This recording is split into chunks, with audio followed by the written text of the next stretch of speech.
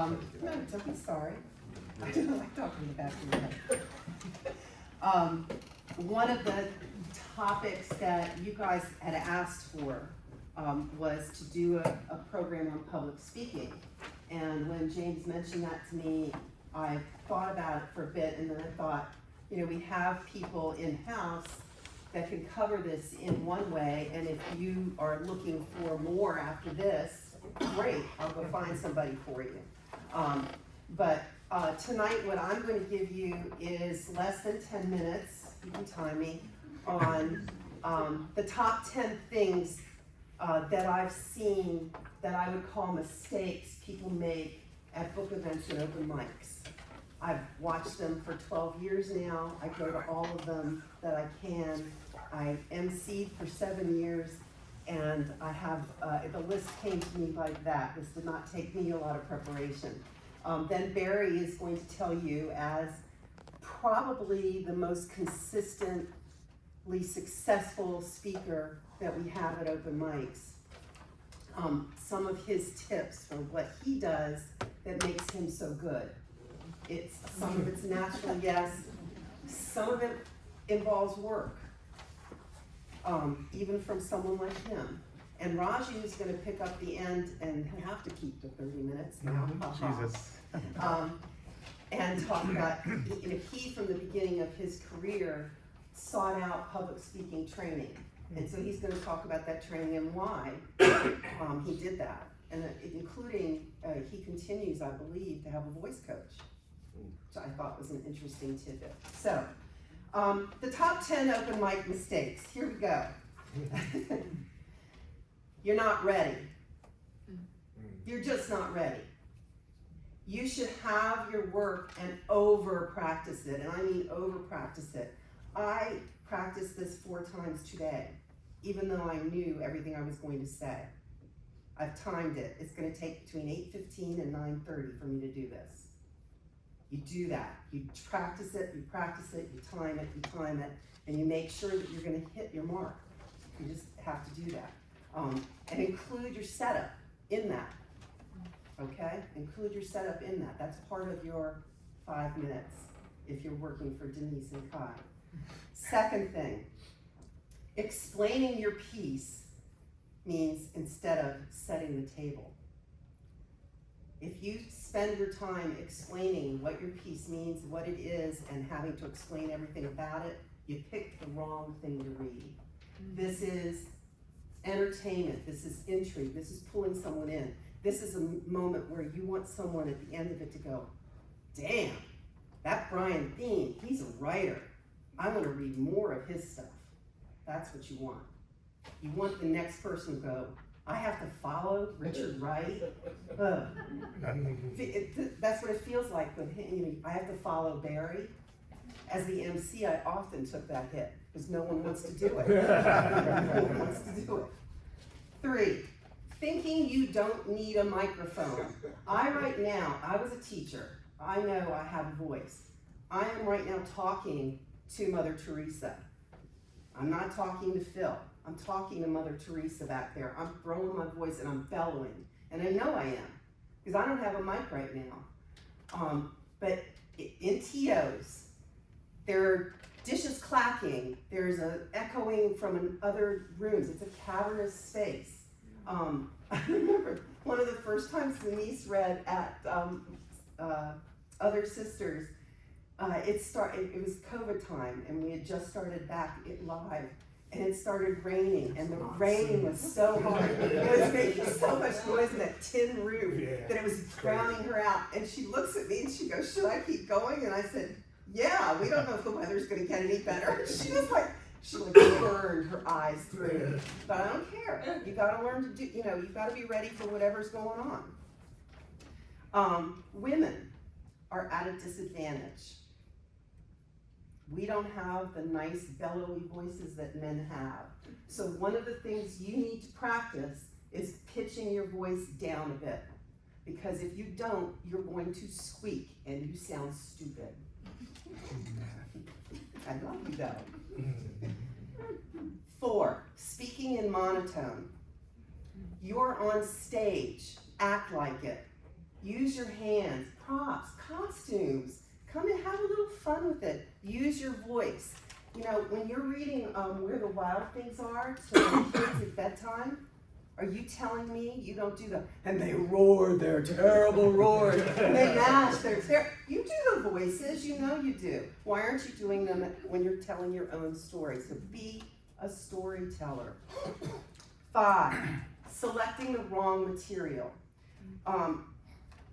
You know, we've had like people show up that are dining, and there's a 5-year-old, a 9-year-old, they're kids.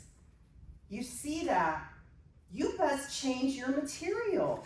If you're reading about someone being beheaded in Vietnam and the blood coming out, you're not going to read that to a 5-year-old. Oh, come on. Come on. So be ready. Be ready. Your job is not to go, they should remove that 5-year-old from the room. Your job is, okay, I've got a different audience than I expected. What else can I read that's going to hit? And adjust. That's part of what you do. And remember, you're doing a teaser, a trailer.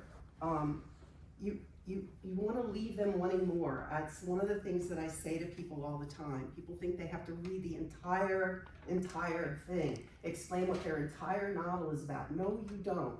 Pick an excerpt that's going to stand alone and let people want to read the rest of the novel. That's the point. 6. Sorry, Raju, it's still on the list. Reading from your phone, or illegible copy, or something that's too small print. The phone is my favorite, especially young ones come to open mics and they always read from their phone. And what they're ending up doing is this, and they're interacting with a box in front of their face so that they have no interaction with the people that they're supposed to be entertaining. What are you doing? So just don't bring the phone up there. Figure out a way. This is 14 font. This is what I do. I think Barry does it even bigger, but he'll tell you. But I can't remember everything. Like even now, even though I know what my 10 things are, you'll notice I still have to make sure I'm not forgetting where I am. So you need to have, you know, when I read my poetry, even though I wrote it, I don't remember what I wrote. I need to have the words in front of me.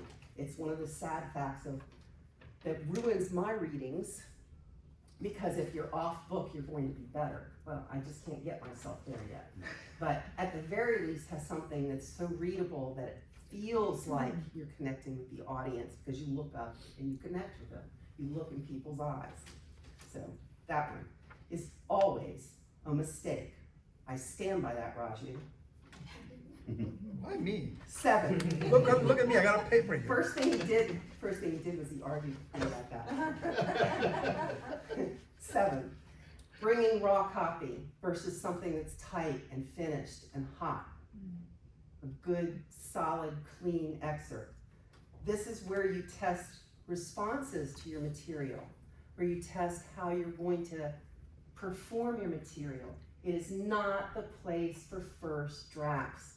That's what we take to David at Open Workshop, which is my favorite place. That's what you take there. When you come to open mic, it's stuff that's done. It's, you know, and it's on you to make sure people hear your best stuff. Why would you do anything else? You hide the other stuff. 8, not going to as many events as you possibly can. I find, you know, I see how it's done. I see how it shouldn't be done. I see the people that are really good.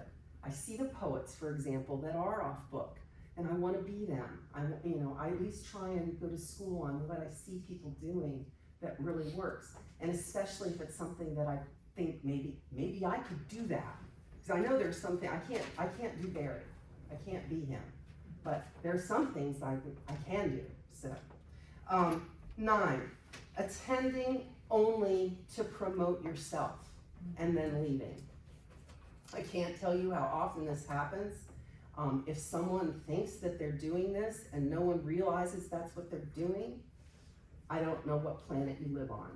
But when you attend and you walk in and you promote yourself and you go overtime and you do all these things, it's me, and then you get up and you leave and don't even have the courtesy to listen to the rest of the people that are reading when that MC made time for you, it's just rude. Don't do it. And number 10, my favorite, and why I asked Kai to hit the bell. Ignoring time limits. Everybody hates you. Everybody hates you. I'm not gonna name names, but don't ignore the time limit. If Denise and Kai tell you 5 minutes, then don't go over 5 minutes, including your intro. Don't do it. Why? You're not special. You're one of the whole program, right? And everyone deserves to have their own 5 minutes. And the second that you go overtime, then Denise goes, I guess I'm not reading mine tonight, because the MC cuts herself first. And then someone else will go. I mean, I've had people do this all the time. I don't need to read. I don't need to do that. Why are you thinking that you're special enough that you can do that you can cut out other people? Everybody hates you. Just remember that. Okay, that's my time. Now Barry, you never want to follow him, especially since he's really good at funny. But he has a lot of things that he does and has taught me over the years that have helped him to be who he is. So I'm the setup here. You set me up.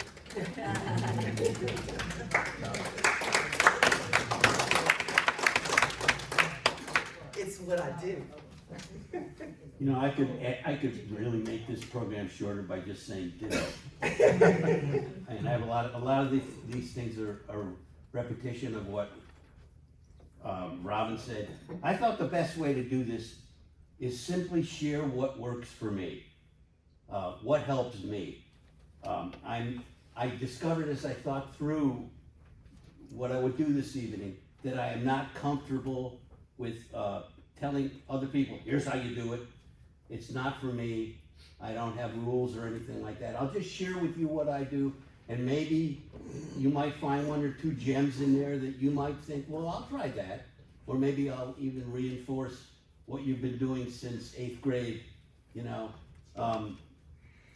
The first thing that happens when I walk up to this podium and I walk up to the mic or onto the stage, I almost like hear a voice in my head. And the voice is saying, speak to the back of the room. I always do that. It covers everybody. How many times at open mics and at all of the presentations that I've been to over the years and speeches and discussions have we heard, especially at the open mics, can't hear you back here. I've long since lost count. In fact, after the original good evening, I will, the first words that come out of my mouth are, can you hear me in the back? I'll ask, I think it's a perfectly appropriate question to ask. And it loosens me up. And it also is the first connection between the speaker and the audience. It shows the audience that the speaker is interested in including them and has something to present to them. And I think the audience picks up on that. Here's my favorite. I've been doing this since for decades. I think it's since college. And it is when I get up here after I do my good evening thing, I'll look around the room and I'll try to find a face I like. Try to find somebody friendly or welcoming, who's a smiling kind of person. For me, it's usually a female person, but whatever it is for you. You could get somebody on this side of the room, you can get somebody on this side of the room, you get somebody in the middle. That way, as you stand around when you're reading or giving your speech or whatever you do, there's always somebody there. And I tell you, if you have an extended reading, if you have a long, a chapter from your novel or a speech or a presentation, there's going to be times when for me, when you're uncomfortable, when you think, Jesus, did I just give the wrong ending to what I just said? Or am I getting through to these people, and are they paying any attention to me? And why is that guy over there on the phone, you know? And if you always have somebody who you kind of like, who looks like they're willing to hear you, you have somebody to land on, and it works. For me, it works every time. Somebody who makes you comfortable, preferably who's smiling.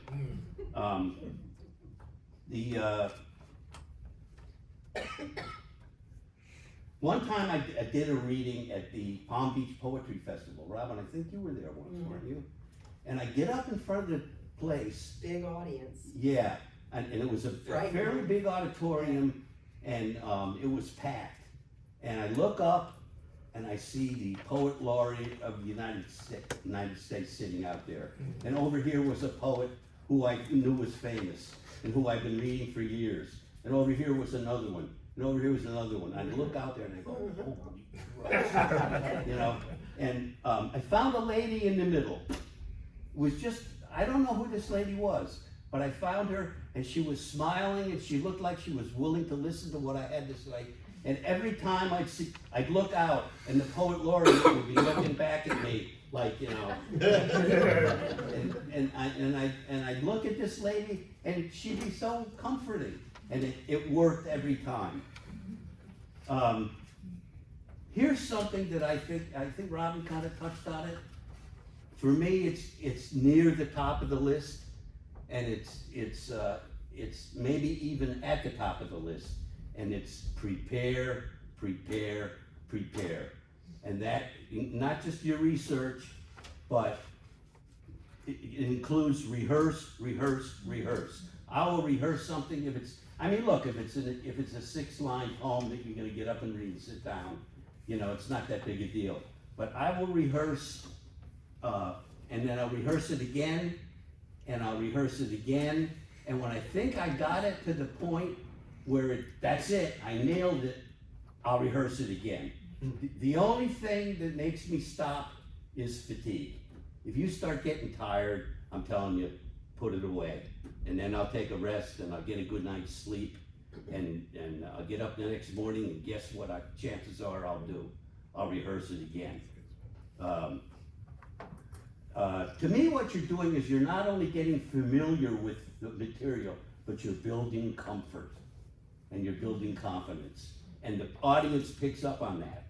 And it makes your whole presentation more polished. I do not trust my memory. I just simply don't trust it. I'm 105 years old. And I still have a pretty good memory.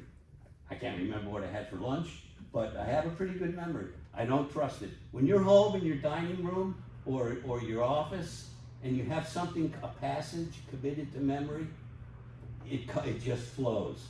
You get up and you're looking out and the poet laureate is looking back at you, you know, and it's gone. Where does it go?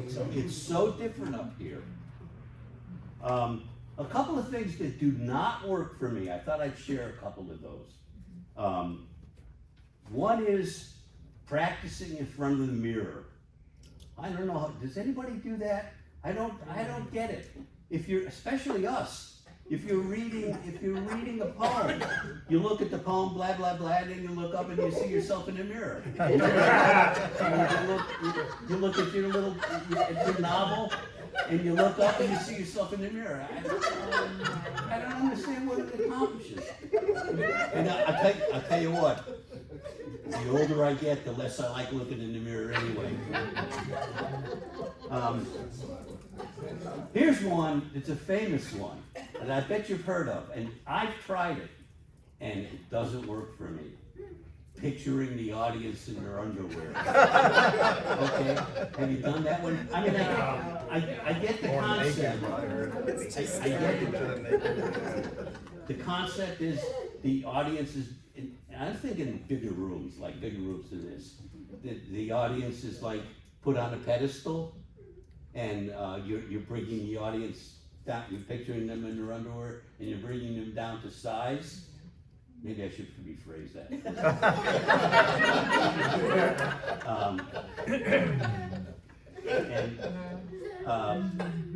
It just simply doesn't work for me. A couple of things back to a couple of things I do. This has been invaluable for me, and I really strongly recommend it. Watching yourself on video. You know what? They talk about narcissistic, by the way. I have a bunch of links from readings I did involving the Conroy Center, and they're on the internet and they're available. I hope they'll be there forever. And I watched them, and you would be surprised at how much how different you look when you're looking at yourself as though you're the audience versus when you when you do it and you're standing up here and doing it. I had one recently where I did it, and I sat down when I was done, and I said to myself, wow, man, you hammed it up too much. That was just over the top. And I went home and I looked at the link, and I watched myself, and I thought, that was so flat. That was, I gotta start hamming it up more. So there you go, there's your warning, folks. I'm gonna start hamming it up more. Here's one, Robin touched on it. I know my theme has been, this is just what I do. Everybody's different. It may not work for you, but here's one where I'm really recommending you do it. In fact, I'm kind of begging. Time your work, okay? If everybody is given a 3 to 5 minute limit, and you are wandering into your 9th minute, it could be the greatest memoir ever written. And the audience is going to start kind of resenting it. I've seen this happen. And the guy who's reading, or the people who were limited to 4 minutes, they're not going to be too thrilled with it either. So time it. One of the most common issues, and this is, I see this with young people a lot, but everybody, slow down. I tell myself that. Slow down. It helps with timing and pace. It gives you a chance to emphasize a certain point or to dramatize a certain point if you're doing it in a reasonable way. And it also introduces one of the most valuable tools, I think, in delivery, and that is the pause. The pause is it's such a precious tool. It makes your presentation so rich. You can pause and emphasize things. And if you're rushing through it, there are no pauses to play with. So I recommend slowing down. Almost done here. For me, printing it out large is especially important. This is a common problem.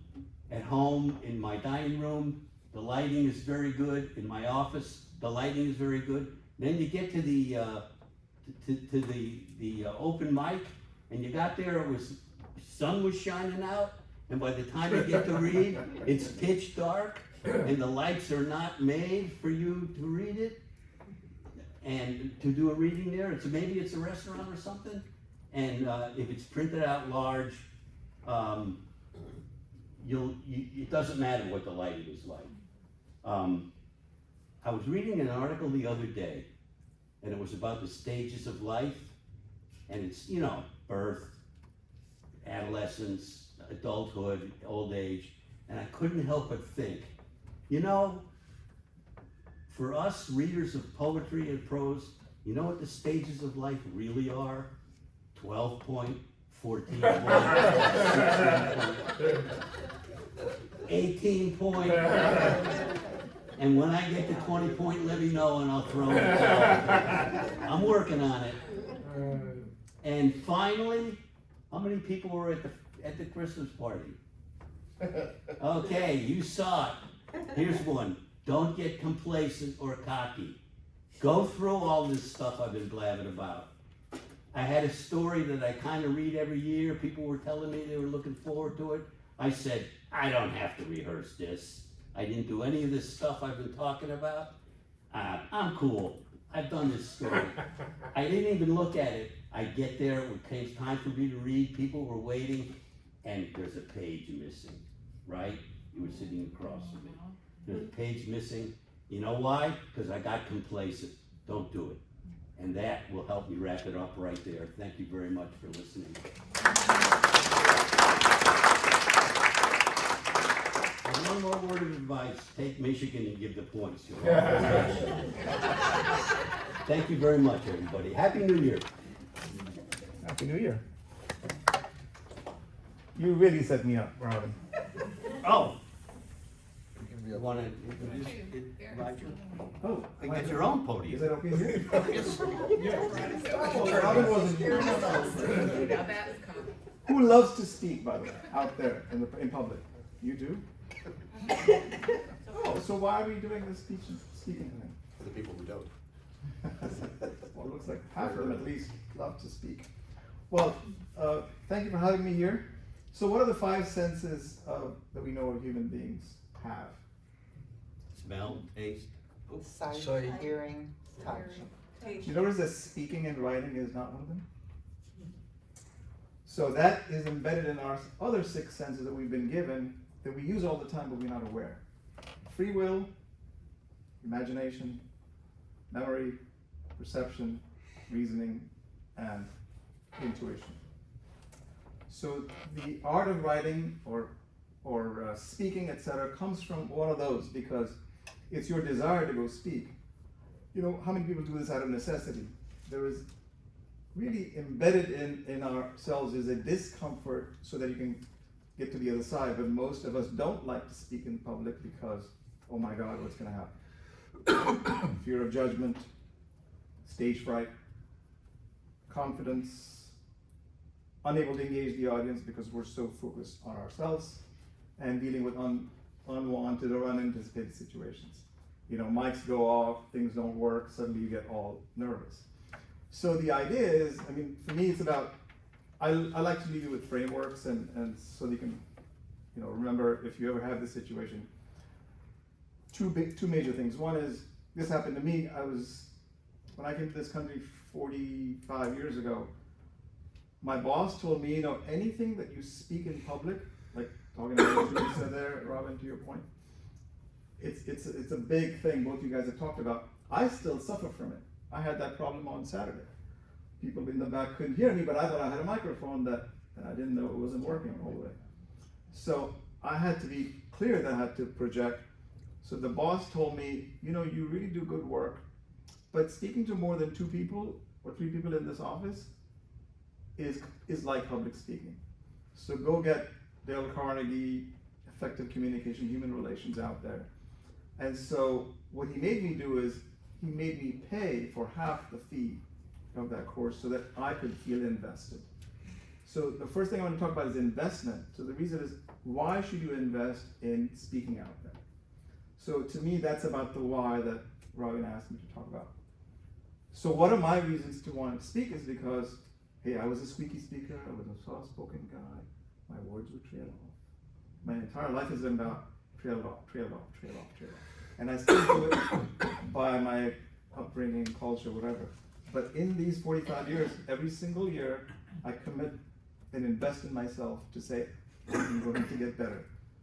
Not all parts of me will get better, but some part of me I will commit to and get better. And because I'm on video a lot, I do podcasts a lot, I've seen and watched myself, like to your point, Barry, that if you don't watch yourself on video or hear yourself speak, we all hate our voices, we all hate our, you know. So, oh, you're not smiling enough. Well, that's somebody's projection, right? Oh, you're not doing this enough. So they're trying to tell you something, so take that and take that as a piece of the investment I'm going to make in me the next year. So for me, it's about personal commitment to personal growth.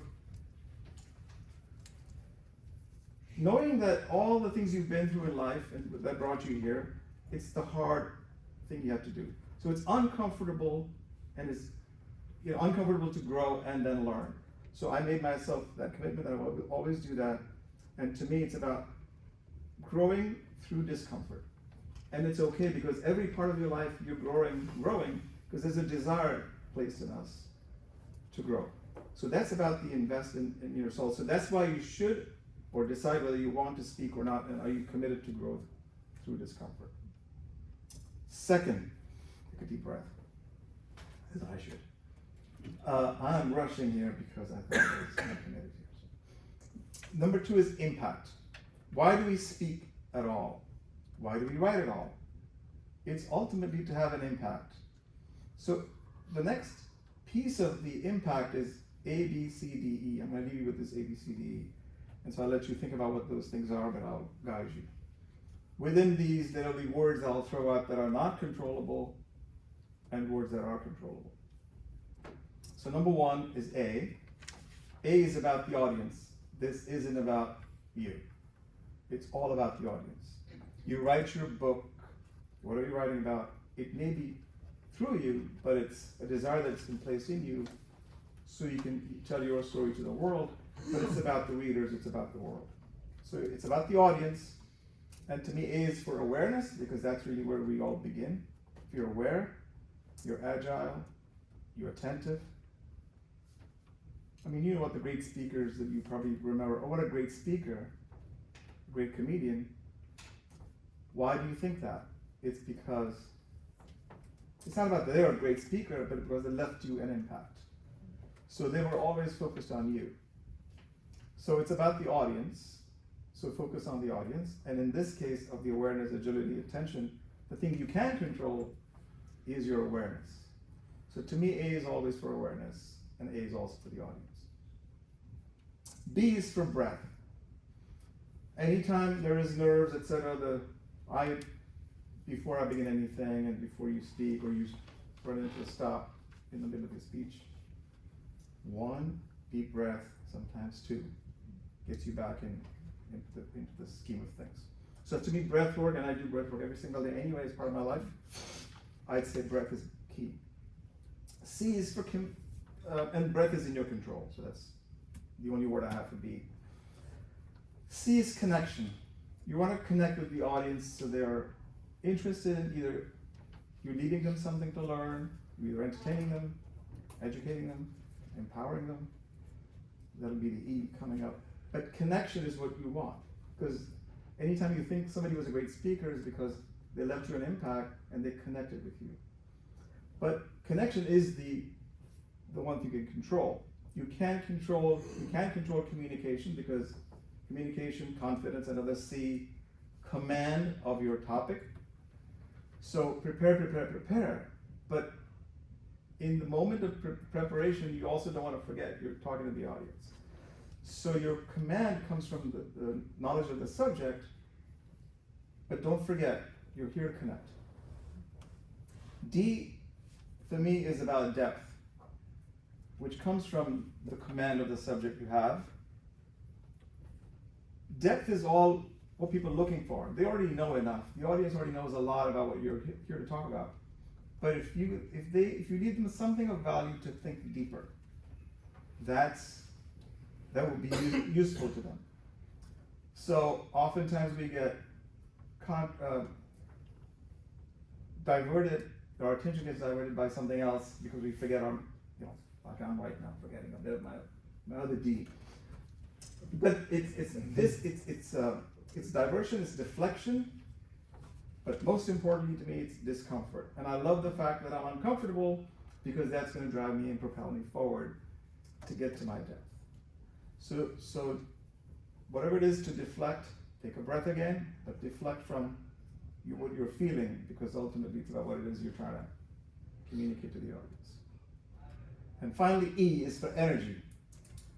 I think it was Ralph Waldo Emerson, something. What's his name? Ralph Waldo.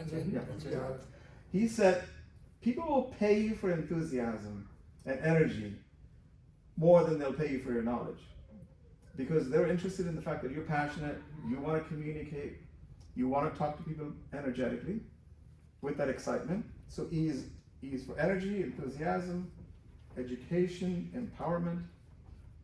and I didn't even know I was wearing this shirt. One of my mentors is Brendan, and so he always talks about this, that the power plant does not have energy, it creates energy. We are all boxes of energy that we can create and generate energy by moving, by doing whatever you can do, including breath work, etc., to get yourself up. And so one of the things that he does is, he jumps in place like 10 times before his speech, or do the breath work, or have a release meditation, whatever your technique might be. Get the energy so you can get the audience to pay attention, right? So enthusiasm and energy you can control, and through that is how you educate, you empower, you entertain, whatever your goal is. So back to why I mentioned those 6 senses. I did a webinar about this recently, of the 6 senses, because I think we use them to our detriment. So if you can find a way using your reasoning not to kill your enthusiasm, or not using your reasoning to kill a particular desire that you have inside of you, instead of imagining the best things, not imagining the worst things in your life. So we want to get ourselves up to communicate from the depths of our heart the stories that we have to tell, really by doing these ABCDs and leaving the impact. Okay. That's all I had to say. Very good.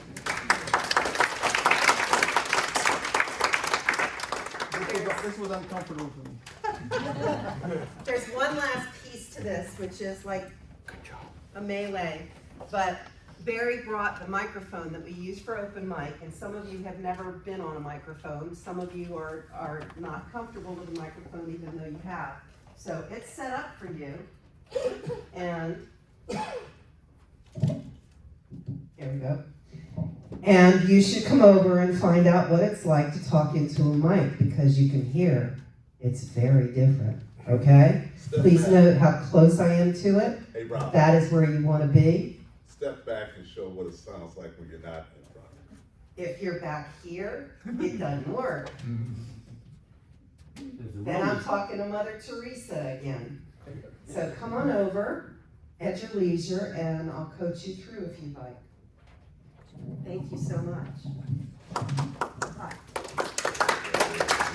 I had a sales manager in my company, and he was an entertainer. And he did what she just told me to do. Eat the mic. That's it. Come on up. Because Barry carried it in. That's right. Actually, And Kathy Kathy carried it. actually did most of the lugging, so Oh my God. help him out, or he's not gonna have a girlfriend pretty soon. Got I like got 5 a game to minutes. watch. I gotta go. What game? Yeah, okay. Somebody's playing it. Are you reading Come on, for James, someone? you gotta do it tonight. I can't say that. I Yeah. cannot say that. Come on. I can say go Lions. Come on up, Bob, you have never seen him from the mic. Larry, I gotta leave because I can't. Can you hear me? I'll say yes. The people in the back, Okay. they can hear you. Only got about 5 minutes. So the only Yeah, answers you better get. come up.